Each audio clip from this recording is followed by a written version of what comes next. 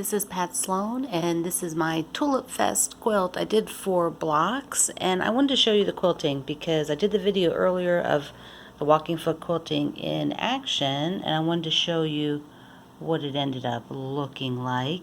And I used the lightly variegated thread, which just gives a slight definition. It goes from, you can see it's darker purple down here, and then it starts to become, quite light at the other end, and that's how variegateds work.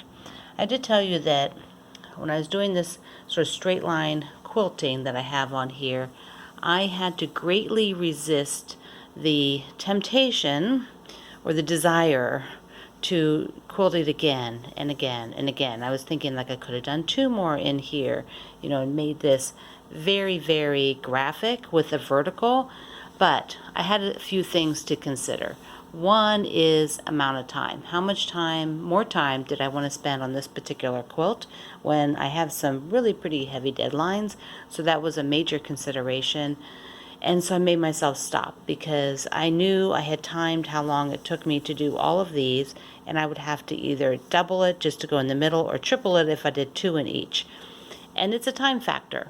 Now I have bound it and I'm working on the label. If for some reason I felt quite compelled to go back and add the stitching, I could do that. It would go through the label and through the hanging sleeve, which wouldn't be very good because the hanging sleeve is back here.